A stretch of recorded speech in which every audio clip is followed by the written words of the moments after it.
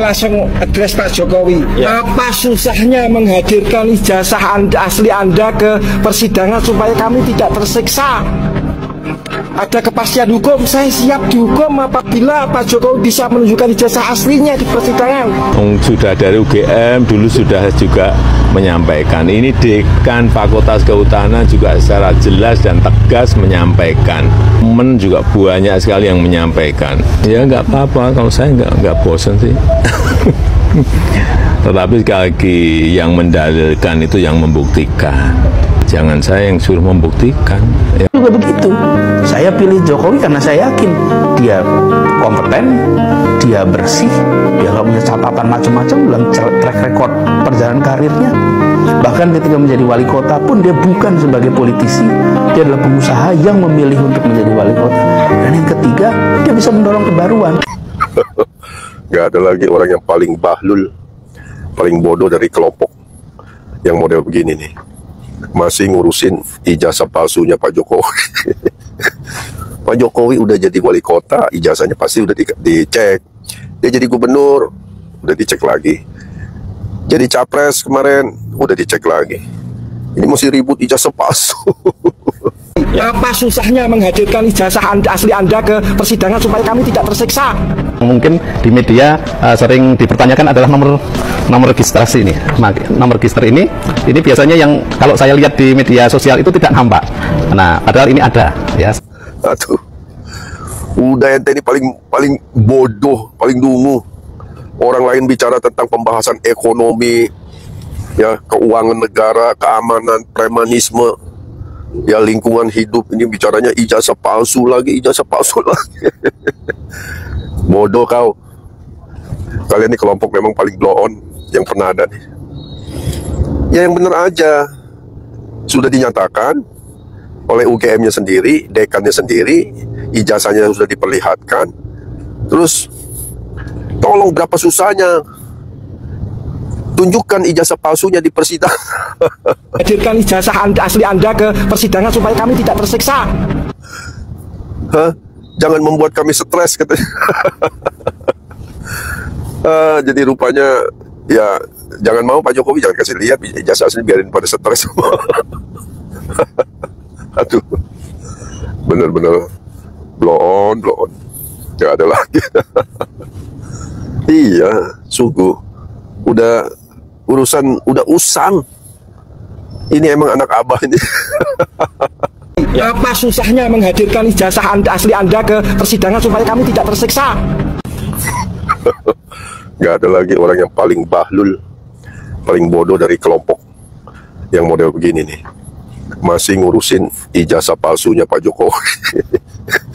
Pak Jokowi udah jadi wali kota, ijazahnya pasti udah dicek. Dia jadi gubernur, udah dicek lagi. Jadi capres kemarin, udah dicek lagi. Ini masih ribut ijazah palsu. Aduh, udah ente ini paling bodoh, paling dungu. Orang lain bicara tentang pembahasan ekonomi, ya, keuangan negara, keamanan, premanisme, ya, lingkungan hidup. Ini bicaranya ijazah palsu lagi. Bodoh kau. Kalian ini kelompok memang paling blow on yang pernah ada nih. Ya yang bener aja. Sudah dinyatakan oleh UGM-nya sendiri, dekannya sendiri, ijazahnya sudah diperlihatkan. Terus tolong berapa susahnya tunjukkan ijazah palsunya di persidangan. Hah? Jangan membuat kami stres, katanya. Jadi rupanya ya jangan mau Pak Jokowi, jangan kasih lihat ijazah asli, biarin pada stres. Aduh, bener-bener blow on. Gak ada lagi. Iya, sungguh udah urusan udah usang. Ini emang anak abah ini. Mungkin di media sering dipertanyakan adalah nomor registrasi ini. Nah, nomor register ini biasanya yang kalau saya lihat di media sosial itu tidak nampak. Nah, padahal ini ada, ya. Gak ada lagi orang yang paling bahlul, paling bodoh dari kelompok yang model begini nih. Masih ngurusin ijazah palsunya Pak Jokowi. Pak Jokowi udah jadi wali kota, ijazahnya pasti udah dicek. Dia jadi gubernur, udah dicek lagi. Jadi capres kemarin, udah dicek lagi. Ini masih ribut ijazah palsu. Aduh, udah ente ini paling bodoh, paling dungu.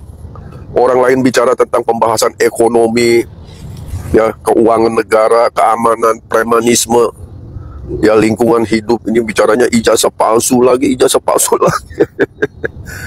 Bodoh kau. Kalian ini kelompok memang paling blow on yang pernah ada nih. Ya yang bener aja. Sudah dinyatakan oleh UGM-nya sendiri, dekannya sendiri, ijazahnya sudah diperlihatkan. Terus tolong, berapa susahnya tunjukkan ijazah palsunya di persidangan. Hah? Jangan membuat kami stres, katanya. Jadi rupanya ya jangan mau Pak Jokowi, jangan kasih lihat ijazah asli, biarin pada stres semua. Aduh, bener-bener blow on, gak ada lagi. Iya, sungguh udah urusan, udah usang. Ini emang anak abah ini. Ya teman-teman, ketika para ex-HTI, ex-FPI sampai saat ini mereka masih mempersoalkan keaslian ijazahnya Pak Jokowi, ini tentu membuat kita yang otaknya masih waras ini rada-rada gimana ya, kayak melihat orang-orang ini kurang kerjaan aja. Apa susahnya sih mereka tinggal memberikan sebuah pembuktian bahwa ini loh ijazah Pak Jokowi yang asli itu ada di kami, yang ada di Pak Jokowi itu palsu. Apa susahnya sih? Ya, Presiden kita sudah berganti ke Prabowo Subianto, tapi manusia-manusia brengsek ini masih saja mempersoalkan keaslian ijazahnya Pak Jokowi. Selama ini kalian kemana saja? Pak Jokowi jadi wali kota, kalian kemana saja? Pak Jokowi jadi gubernur, kalian kemana saja? Pak Jokowi jadi presiden, kalian kemana saja? Hah? Kok baru sekarang atau sampai sekarang masih saja mempersoalkan terkait dengan hal itu? Ya, bahkan lebih konyolnya lagi, ada yang bilang, Pak Jokowi tunjukkan kami ijazah aslinya dong. Jangan membuat kami ini stres. Biarin aja kalian stres sampai gile. Ya, sampai stres kalian itu dibawa mate. Ya. Kalau memang ijazahnya Pak Jokowi itu palsu, emang telah merugikan negara ini? Enggak kan? Toh Pak Jokowi jadi presiden, dia membuat negara ini jadi lebih baik. Ya, ketimbang pemimpin-pemimpin sebelumnya. Bukan berarti pemimpin sebelumnya tidak baik. Mereka baik. Tapi di tangan Pak Jokowi, negara ini jadi lebih baik. Apakah karena kalian cemburu? Apakah karena kalian iri melihat keberhasilan yang telah dicapai oleh seorang presiden yang merupakan anak tukang kayu, warga sipil, bukan siapa-siapa? Apakah itu yang membuat kalian jadi benci dan iri dengan Pak Jokowi? Kasihan deh lu. Apalagi kalau kalian melihat sekarang masih banyak masyarakat yang berbondong-bondong datang ke rumahnya Pak Jokowi. Tentu itu akan semakin membuat hati kalian ini hancur berantakan. Jokowi Dodo. Sebenarnya ini orang-orang jelek ini, stompel ini bukannya nggak lihat, bukan nggak punya mata, dia melihat yang datang simpatisan kepada rumah Pak Jokowi itu, ke wisatawan ke sana ya kan. Sebenarnya mereka ini nggak seberapa, hanya yang datang ke tempat Pak Joko Widodo itu ya ribuan itu masanya yang datang ke sana ribuan, nggak seberapa. Kalau dibenturkan begitu sama mereka-mereka ini, adakan aksi, dilihat banyaknya bagaimana. Yang datang ke tempat Pak Jokowi itu lebih banyak dari mereka-mereka ini begundal-begundal politik ini. Bukan tidak melihat, tapi namanya nggak ada kerjaan kalau tidak bikin huru hara, ya kan? Kalau tidak buat satu premium hoak begitu, atau membuat masyarakat gaduh begitu, ya nggak ada kerjaannya sih. Iya kan, namanya lawyer HTI ini. Lihat lawyer HTI ini, FPI, ya kan. Ini pengacaranya, ini lawyernya. Jadi nggak usah didengarin lah ngomong yang, kalau manusia atau masyarakat yang sehat ya benar-benar nggak mau dengerin ini. Kawan ini begundal begini. Masa nggak tahu, nggak lihat mereka, tapi nggak ada kerjaan, ya gini-gini aja kerjanya terus, ya kan. Nanti kalau memang kira-kira apa diajak damai, itu pikirannya berapa M. Nah, mereka ini kan belum dapat perdamaian dari Aguan ini, makanya ribut terus ini. Si tompel ini, si muka jelek ini. Weh, sadar kalian weh, begundal, curut, bagudung, tikus tanah. Oke, kadal gurun. Hei, kambing. Tahu nggak kenapa Pak Jokowi banyak dimusuhi? Karena apa? Salah satu yang dilakukannya adalah, salah satu aja saya contohkan ya, hilirisasi. Hilirisasi itu banyak pengusaha yang rugi, bro. Yang pertama, orang-orang yang suka korupsi di dunia ekspor impor, karena hasil tambang di Indonesia diekspor ke luar negeri, sehingga makanannya hilang. Makanya banyak musuhnya. Musuhnya itu bukan orang kaleng-kaleng seperti kita, musuhnya orang-orang punya duit, sekarang jerit, gigi jari, karena hilirisasi. Yang kedua, negara tujuan ekspor. Hilirisasi itu menyebabkan mereka rugi. Karena apa? Selama ini tambang kita mendatangkan banyak keuntungan karena kirim barang mentah kita ke sana. Mereka yang olah di pabrik mereka. Ya jelas, kehilangan sumber penghasilan utama membuat mereka menyerang Pak Jokowi. Itu aja sih, ya. Dan banyak hal lain. Kita yang fokuslah sama ijazah palsu, nggak terbukti, udah sidang nggak terbukti, mana buktinya ijazahnya palsu? Nggak ada. Pengadilan sudah bicara, itu ijazah asli. Pihak Universitas Gadjah Mada udah bicara, itu ijazah asli. Saya bukannya membela, saya hanya menyuarakan yang penting-penting untuk disuarakan, yang bisa bikin Indonesia sejahtera. Salah satunya hilirisasi, bro. Kalau ijazahnya terbukti palsu, itu gak ada gunanya. Mau asli, mau nggak, mau sampah dipakai ijazah, nggak peduli. Yang penting orangnya pinter, bisa membuat Indonesia maju, ya. Untuk melaporkan Jokowi, hari ini adalah tambahan dari. Gimana ya mau ngomongin tentang kejadian ini, ya kan? Itu terus yang dibahas tentang ijazah Pak Jokowi, entah sampai kapan mereka ini selesai gitu loh. Kami tuh capek melihat gerombolan-gerombolan manusia seperti ini. Ini kalau seandainya kemarin Pak Anies yang menang, ada nggak bakalan demo seperti ini? Tak bakalan demo kan? Sangat sayangkan kejadian seperti ini gitu loh. Sampai sekarang gerombolan-gerombolan sakit hati, barisan sakit hati itu tidak pernah siuman dari tidurnya gitu loh. Mereka ini kayaknya pingsan, sehingga sampai sekarang mereka tuh ingin melakukan hal-hal yang aneh-aneh kepada Pak Jokowi dan sekeluarga gitu loh. Ini yang sangat disayangkan, kejadian seperti ini. Inilah kalau tempat digunakan untuk hal-hal yang tidak baik gitu loh. Yang seperti inilah yang sangat disayangkan, kejadian pelaporan Pak Jokowi. Kenyataannya masyarakat Indonesia itu sudah tahu kok bahwa Pak Jokowi itu tidak melakukan hal-hal yang tidak baik gitu loh. Jadi untuk gerombolan sakit hati, barisan sakit hati, tolonglah kalian jangan buat hal-hal yang aneh-aneh lagi di negara ini. Lebih baik kalian tuh memperbanyak amal, pahala dan kebaikan. Jangan buat hal yang aneh-aneh. Kami pusing melihat tingkah laku kalian. Jadi belibet rasanya, makin capek. Kalau memang Pak Jokowi menyembunyikan ijazah asli dengan sengaja, Pak Jokowi tidak mau menunjukkan adalah pemimpin yang memecah belah bangsa. Keliru, salah. Pendapat kamu itu picik. Justru karena Pak Jokowi tidak ingin memecah belah bangsa, maka Pak Jokowi memang tidak mau melanggar aturan. Ngapain menunjukkan ijazahnya? Karena yang menuduh itulah yang bisa membuktikan. Ketika maju wali kota, gubernur sampai presiden sudah diverifikasi KPU kok. Ngapain ngurusi orang-orang nggak penting? Namanya Pak Jokowi justru memecah belah bangsa kalau menunjukkan ijazahnya. Nggak level dong Pak Jokowi meladeni orang-orang kayak kalian itu.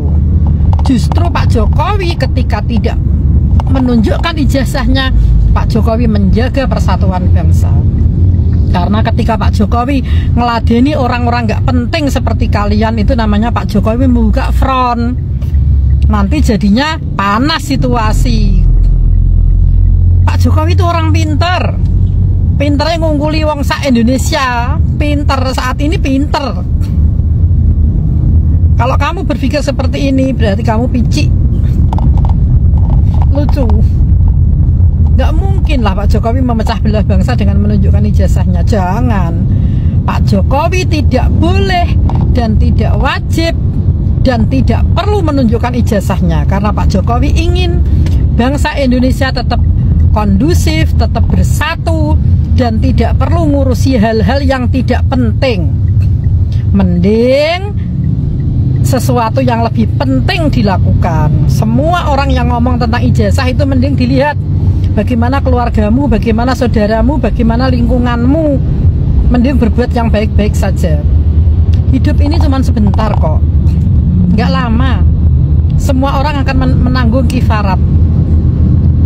Sekecil apapun kesalahan, dosa yang kita lakukan, semua orang akan menanggung kifarat. Biarkan waktu dan alam berjalan. Pak Jokowi tidak perlu Pak menunjukkan ijazah. Kesenangan ora usah Pak. Saya mau curhat dikit ya. Jadi di saat ketika situasi internasional lagi gunjang-ganjing nih dengan kebijakan perang dagang Trump, ya, kemudian dampaknya ke Indonesia seperti apa, dan kita juga lagi berfokus bagaimana mengefisiensikan anggaran, ya, dan persoalan-persoalan lainnya di dalam negeri. Ada orang yang gaya-gayanya pakai sok muslim, ya, ibu-ibu tahu siapa namanya, Dokter Tifa, ya, itu di X itu, aduh, kontennya ampun-ampunan ngomongin masalah ijazah Pak Jokowi terus gitu. Terus udah yang paling bener aja dia. Coba dicek deh.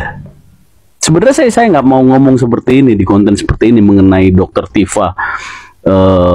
Apa namanya, menurut saya itu manusia sampah, ibu-ibu sampah yang mungkin lagi masa mudanya juga nggak tahu ya seperti apa ya.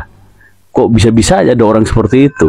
Apa mungkin dia dibayar ya? Ada orang dibayarnya yang memang sengaja membuat isu-isu sehingga mengalihkan apa yang menjadi program-program kebijakan yang baik yang dilakukan oleh Pak Prabowo. Jadi orang teralih isunya ke situ gitu ya. Ya, itu orang konsen banget gitu. Dan di YouTube-nya, di channelnya, dia juga membuat ya sebuah konten-konten yang saya rasa itu provokatif tanpa data. Dan yang saya bingung kenapa orang-orang kayak model kayak dia ya, orang-orang model kayak sampah gitu, itu tetap nggak dibersihin gitu loh sama pemerintah. Apa mau kita bersihin nanti orang-orang kayak gitu? Dokter Tifa sampah menurut saya dia. Ya, lebih baik ngelihat orang-orang yang nggak dapat kerja gitu loh, yang masih mencari kerja, dibanding orang-orang yang model kayak sampah seperti ini, kerudung, sok muslim, tapi bahasanya ampun deh. Dari dulu saya ngelihat fufu-fafal apalah. Ya, itu tadi ya, berbicara tentang ijazahnya Pak Jokowi. Bahkan sekelas dokter ya, saya juga kayak agak percaya kalau si Tifa ini seorang dokter. Kerjanya tiap hari kayak nggak ada pasiennya, selalu ngurusin ijazahnya Pak Jokowi. Ini agak aneh, memang agak lain ya, agak lain manusia-manusia seperti ini ya. Kira-kira menurut teman-teman, apakah orang-orang seperti ini perlu kita singkirkan atau gimana sih?